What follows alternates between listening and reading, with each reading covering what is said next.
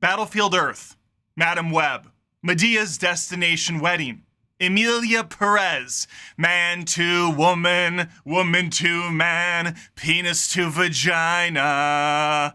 All the films I listed are atrocious, and yet all the films I listed are better than the movie I just watched last night on Amazon Prime, called War of the Worlds, 2025 edition. And I'm going to tell you about it right now.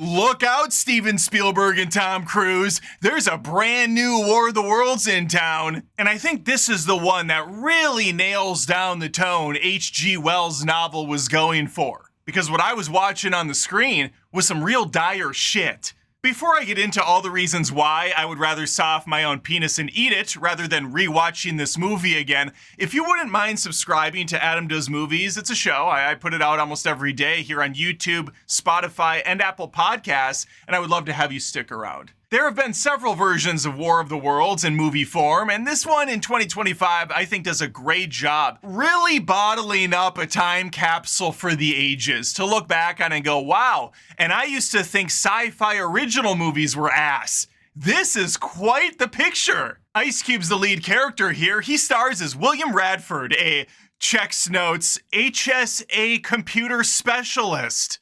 I don't know his actual title, but he's really good on spying on people, listening in on conversations, and ruining his kids' lives. All from the comfort of his workstation at Homeland Security. And listen, I know we've made some government cuts in the real world, but holy shit, does no one else work for the HSA in this movie? The dude's in a massive building by himself. Not a single worker in this big room with him. To be fair, they're really utilizing his skills because this guy can multitask like no one else. But before we get into how, I should paint you a picture of what you can expect from War of the Worlds 2025. This is a PG-13, quick and easy 90-minute film that I could only get 70 minutes into. I tried as hard as humanly possible to finish this movie, and I couldn't do it.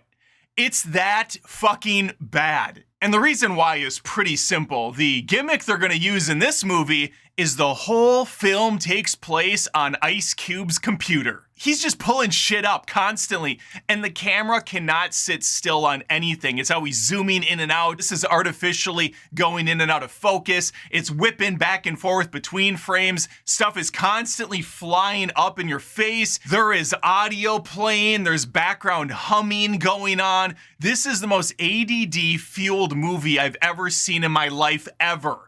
I'd rather watch Megalopolis 3 more times back to back to back than sit through this pile of ass. Also, and this might be a bias on my part, but I always picture computer analysts and specialists and secret spies having a certain type of cadence and just like an overall demeanor to them that Ice Cube is not really pulling off. Also, not sure whose idea it was to make Ice Cube the star here, put the whole movie on his shoulders, but not really the actor that can pull this off. Oh, but don't worry, we have Eva Longoria popping in every so often on his computer screen to cash a check and get the hell out of here, putting in the most bare bones, minimal effort performance ever.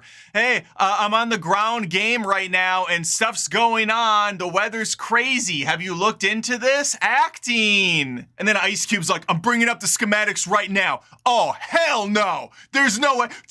Let me type in. Oh, I got my son calling me. Skip boop, beep boop, beep boop. Oh, let me answer. Yeah, what's up, son? I don't really like you very much. Uh-huh. Yeah, you have something important to tell me about all the crazy anomalies going on with the weather? I don't have time for this shit. No, I don't want to hear. What do you mean you have super important information? I don't want to hear it. Hangs up on him. He's like checking into the Pentagon and stuff. And then he goes, oh, I should probably spy on my daughter a little.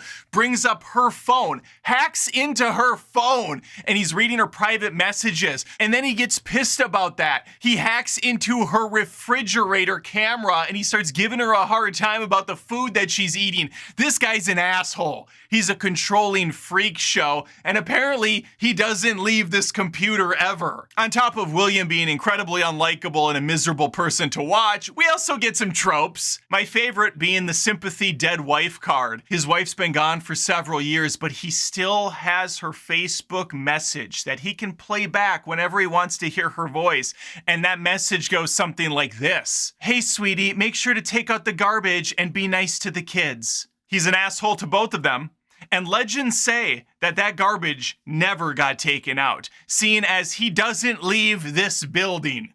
So what in the fucking hell does a new War of the Worlds bring to the table that we didn't get from the previous movies? Well, this time, outside of the gimmick of being on the computer, nothing. We have laughably bad visual effects. I mentioned sci-fi original movie before, and this is maybe worse than you'd get there back in the day. The giant pod machines make a return, and they look like ass. They move at about 6 frames per second. They're just choppy and shitty looking. There's a hilarious part where his daughter gets embedded with some rhubarb. I don't know how it happened. I don't care how it happened. I wanted her to die along with everyone else, including myself watching the film. Ice Cube's William is gonna hack his way to a solution by accessing the drones and the different cameras so he can keep an eye on her and talk her through it. Get in this smart car. Make your way to a hospital. Oh, hell no. It's almost out of battery.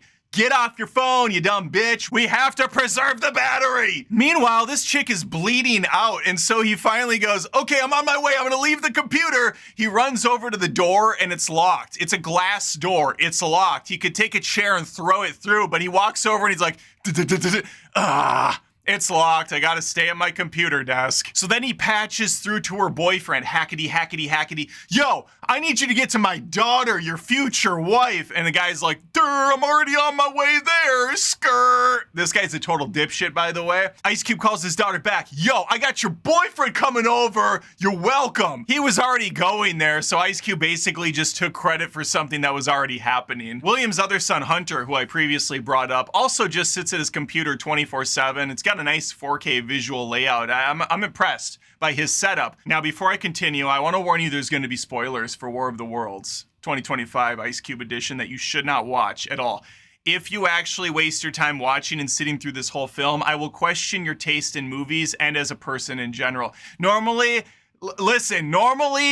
disagreeing about what's good and what's bad in films is fun, and I'm willing to say when I'm wrong or when my opinion doesn't align with others. That's fair, that's fine.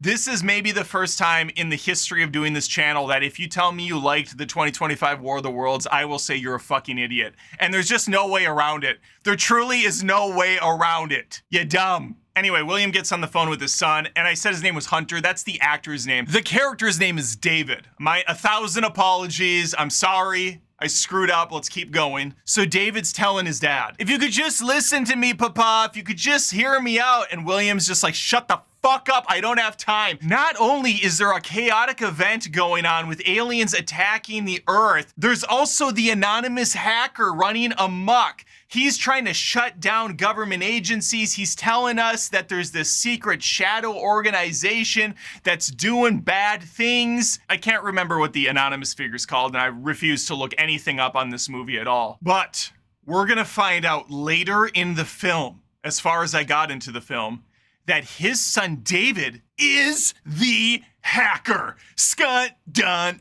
dumb. What?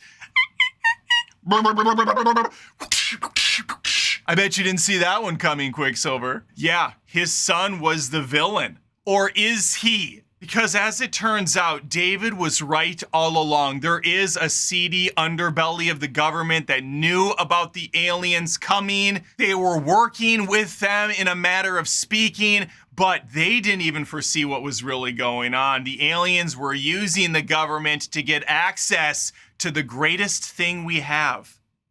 Our data! Yeah. That's right. If you thought it was disturbing to see aliens come down, enslave the humans, put them in pods, and then use them as fuel for their systems, just wait till you see them harvest our data. Yeah, that's right. The new version of aliens are data miners. Like Zoink Scoob! Whoa. Clark Gregg, aka Agent Coulson, is also in this for like 5 minutes. He's the villain, I suppose. He shows up on screen once in a while to get his paycheck as well. This movie is Just truly a testament to the worst type of movie making available. Low budget, low effort, probably some sort of a tax write-off that I don't know about. I don't know how it got made. I don't know why it got made. If they were trying to keep a trademark for the War of the Worlds in their, nothing makes sense how this came to be. My favorite part of the movie, before I shut it off in a fit of rage, then took the TV off the wall and threw it out the window and set it on fire, was the 70-minute mark or around there when Ice Cube's William determines in his infinite wisdom that his son was right all along and that the government officials were doing bad things. So he denounces the HSA and he becomes one of the hackers. This part's freaking hilarious because his son's like, yeah, welcome to the resistance, Dad. And his dad goes, oh, we got to have other people to help us hack into these machines and stop them. And his son goes, I have the smartest guys for the job. Suddenly, 4 more hackers show up on the computer. They all introduce themselves. This is about 5 minutes of the movie, and then they're all immediately killed when their locations are compromised thanks to William. His son David is the only one that survives because he had a decoy location that the aliens went to. He's not stupid enough to broadcast his real location, like his friends that just died and they didn't seem to really give a fuck about. I did kind of fast forward through the last 10 or so minutes just to see where this was gonna go. I saw Ice Cube at one point running in a hallway. I'm surprised he could even run after sitting on his fucking ass for what had to have been a couple weeks of shooting straight. He's in the hallway. It looked like his daughter was controlling a drone or something, and she's part of it now. She's part of the collective, the resistance. I don't care. You can go in the comments and be like, how dare you not finish the movie? It could have got like 10 times better in the final 10 minutes. It wasn't gonna happen. The movie is total shit. It is an absolute travesty to cinema. No one's putting any effort into this film. Ice Cube is totally miscast, but the entire premise is just awful on its face. Who the fuck wants to watch someone working at a computer for an hour and a half? Pulling up like 18 different windows at a time. Messaging people. Going on Zoom calls. Are you not entertained? No, I'm not. There's plenty of people that shit on the Tom Cruise Spielberg War of the Worlds. I happen to really enjoy that movie, but the movie is 30, 40, 50 times better than whatever this dreck is. This dribble, this god-awful human excrement smeared across the Amazon Prime movie offering lineup. I guess what I'm trying to say is I did not care for it. I do want to thank you, though, for taking the time to listen to me bitch for 10 or 15 minutes, whatever this ends up being. If you wouldn't mind doing me one more favor and subscribing to the show, Adam Does Movies on YouTube, Spotify, and Apple Podcasts, I would appreciate it. It's free of charge. Costs you nothing. Couple seconds to click a button and you're done. You're out the door. And that's all I have for you. Hopefully I catch you next time, and I can guarantee that the next movie I review will at least be better than this one. So we have something to look forward to together. Alrighty, take care. Hope to see you next time. Wow, we had some fun, did we? On a serious note, if you appreciate my content, I am a one-man band. This is a ton of work, and you want a way to give back. Head on over to patreon.com/AdamDoesMovies. There's tons of exclusive perks over there. Look at these awesome supporters so far. There's some of the best people on this planet, and you could be one of them. You could be right there alongside, and I would appreciate it.